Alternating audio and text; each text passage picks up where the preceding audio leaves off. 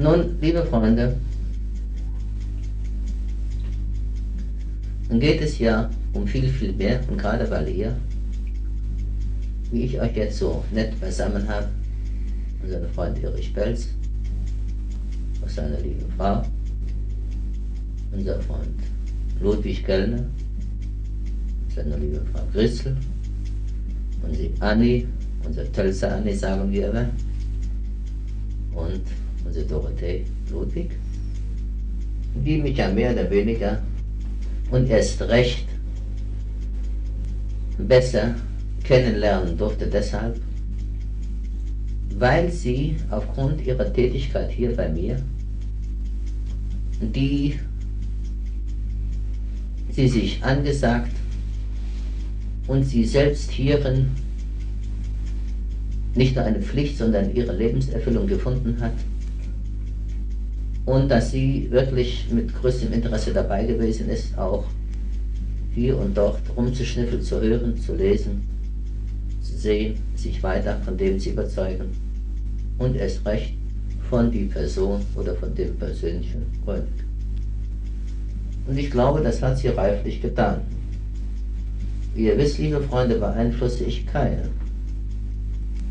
Ich dränge niemandem was auf, ich stelle jedem Menschen alles frei. Und rate ihn immer wieder an, sich erst von allem zu überzeugen. Überzeugung, sage ich wieder mal, ich kann es nicht oft genug sagen, wenn der Mensch von sich selbst überzeugt ist. Die Überzeugung beginnt bei ihm selbst. Das ist der Anfang. Natürlich musste Dorothee sich auch von sich selbst überzeugen. Früher war sie etwas anders als heute. Dies etwas, das soll sie uns nachher selbst sagen. Wie gesagt, ist es richtig, wie ich immer wieder sage, jeder soll sein Augenmerk darauf lenken, sich nicht von Menschen, die um uns leben, beeinflussen lassen, und jedoch nur all das von sich geben, was sie in sich tragen, ob gesprochen oder geschrieben oder das, was sie tun, sondern dass jeder sich von dem zu überzeugen hat, über und von dem gerade die Rede ist, von dem gesprochen wird. Denn niemand kann einen seiner Nächsten verteidigen, wenn er ihn nicht kennt, wenn er ihn nicht durchschaut, wenn er von ihm nicht überzeugt ist. Ob im positiven, genauso aber auch im negativen Sinne. Das bleibt sich gleich. Entweder kann er ihn vertreten oder er kann ihn zertreten. Zertreten dann, wenn er selbst zum Guten steht und um den es hier geht, den er glaubt beurteilen zu können, ihn aber verurteilen muss aufgrund seiner Erfahrung, die er von und über ihn gemacht hat. Es kann auch umgekehrt sein, dass es einer von den engsten Freunden ist, der da glaubt, gut zu sein und doch immer auf das Böse hört, den Bösen leicht verfällt und dem folgt und nachredet, ohne sich von dem Guten noch von dem Bösen überzeugt zu haben. Man könnte sie Mitläufer nennen, das bist du aber nicht, Anni. Kein Mitläufer, das hat mit diesem nichts zu tun. Aber es gibt diese Art von Menschen, die das sehr leicht annehmen, die sich leicht in den Einfluss des anderen nicht nur versetzen, sondern hingeben. Dass sie dem hernach ganz ausgeliefert sind. Dass sie von dem nachher nicht freikommen. Nein, jeder hat die Pflicht, wie auch ich selbst sie hier nur habe, mich von allem zu überzeugen. Und das ist das Wichtigste, gerade wo ihr hier zu meinen engsten Freunden zählt, dass er euch immer alles in allem von allem überzeugt. Nicht fragen, nicht sagen, nicht klagen, sondern nur überzeugen. Nicht zertreten, sondern vertreten. Nicht verurteilen, sondern beurteilen. Wie gesagt, beurteilen kann ich nur dann, ob es ein Mensch ist oder wer es ist oder was es ist, wenn ich den Menschen oder den Gegenstand, um was es geht, genauestens kenne. Dann kann ich ihn beurteilen. Wenn ich den Menschen nicht kenne oder den Gegenstand nicht kenne, tja, dann kann ich ihn sehr leicht ob ich es will oder nicht, verurteilen aufgrund meiner Unkenntnisse. Also Kenntnisse muss der Mensch schon haben. Und hier liegt ja der wichtigste Kernpunkt überhaupt, dass man die Pflicht hat, sich von seinen Nächsten so zu überzeugen, damit man ihn durch all das, was er nicht nur an sich selbst getan, sondern an seinen Nächsten, womöglich auch für ihn schon getan hat, leicht erkennen kann und sich von diesem zu überzeugen.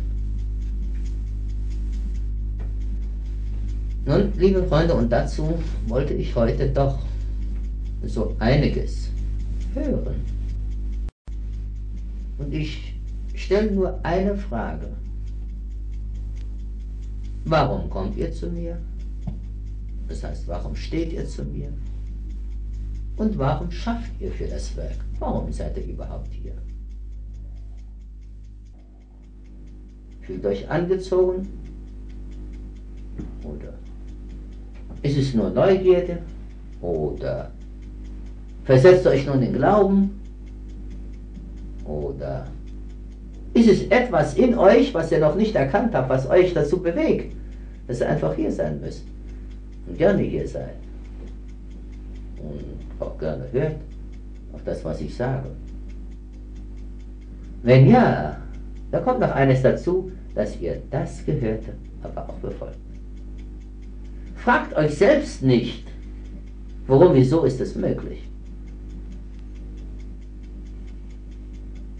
Es hat manch ein Mensch gesagt, ja, warum habe ich es verdient? Ich bin doch ein sündhafter Mensch. Ich habe doch im Leben nie Gutes getan. Sag ich, ja, lieber Franz, jetzt sprechen Sie die Wahrheit. Sie sind zur Wahrheit übergegangen, in der Lüge groß geworden, zur Wahrheit übergegangen. Sie sind zur Selbsterkenntnis gekommen. Soeben sagen Sie, Sie sind es nicht wert, dass Sie derartiges zu sehen, zu hören bekommen und dass Sie sich von vielen Dingen überzeugen dürfen, wie Sie auch überzeugt worden sind, von dem Menschen auch nicht das Geringste mehr gewusst haben. Und da staunt der Mensch. Aber gerade dieser eine Punkt, dieser eine Moment ist es ja, wo er ehrlich geworden ist, wo er zugibt.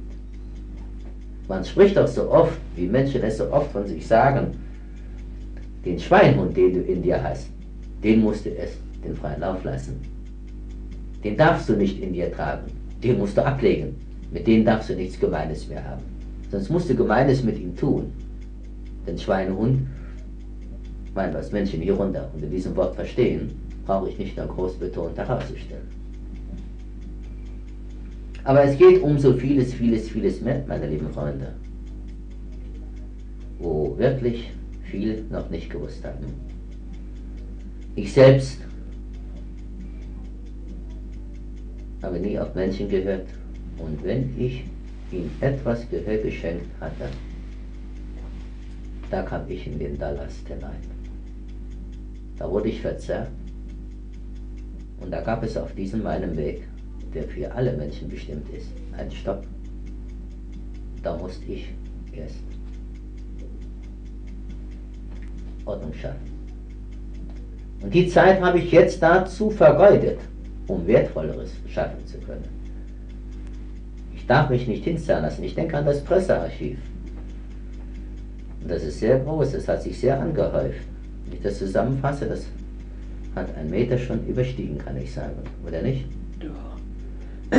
Ja, 1 Meter hoch überstiegen. Liebe Freunde, da ist so viel Schmutz. Ich sage 99% Schmutz und Schund. Das ist die größte Schundliteratur, die es überhaupt gibt, die überhaupt existiert. Wie man Gröning verurteilt hat. Nicht beurteilt. Und ich frage euch, habe ich mir jemals was draus gemacht? Nur meine Umgebung hatte ich zu beruhigen.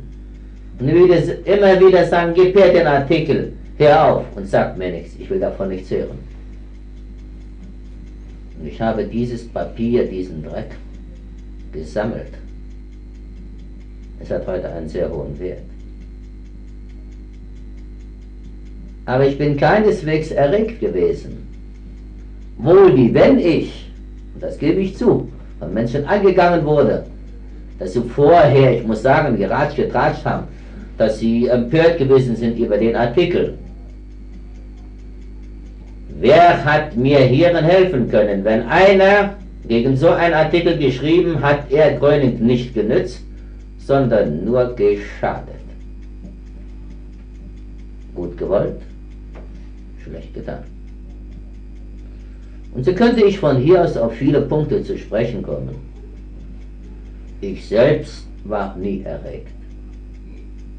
Ich weiß heute, diese Schmutz- und Schundliteratur, die die Presse von sich aus an die Öffentlichkeit zu lancieren gewusst. Warum, wieso, weshalb, ist mir auch klar. Habe ich gesammelt und das werde ich jetzt zu nützen wissen, indem ich das in einem Buch niederschreibe, warum auch diese Schmutzfinken existieren müssen, worum es diese nur ging, sondern nur um ein Geschäft, nur darum, weil sie menschenhörig waren und weil sie dem Materialismus verfallen, dem ausgeliefert, weil sie in und mit und auch für ihn leben. Aber so weit will ich auch hier nicht ausholen. Es ist doch aber ein Beweis für jeden, vor allen Dingen für den engsten Freunden, dass Gröning einfach drüber kalt hinweggegangen und es hat sich gar nichts draus gemacht. Geschweige dem, wenn ich an die vielen Prozesse denke, hat sich gar nichts draus gemacht. Ich musste in allen Fällen meine Rechtsanwälte, die ich seinerzeit hatte, noch beruhigen, beschwichtigen und für denen alles ausarbeiten und denen alles vorlegen, damit sie nicht viel vor Gericht zu tun hatten. Und doch, wenn ich jetzt etwas sagen würde von einem, von zwei Rechtsanwälten, dann würde jeder von euch umfallen und sagen, wie ist das nur möglich? Und ich habe bis heute noch geschwiegen. Aber das Schweigen, das hat ja seinen Grund. Das werde ich schriftlich festlegen und werde ich schriftlich jeden vorlegen. Jeder, ob er daran interessiert ist oder desinteressiert ist gleich. Jeder wird es lesen, was ich für eine Lehre hieraus gezogen habe und wie ich die Beweise herausstelle, warum, wieso, weshalb ich geschwiegen, warum, wieso, weshalb ich mich nicht habe verzerren lassen, doch nur alleine deshalb, um mich von diesem Weg nicht abbringen zu lassen.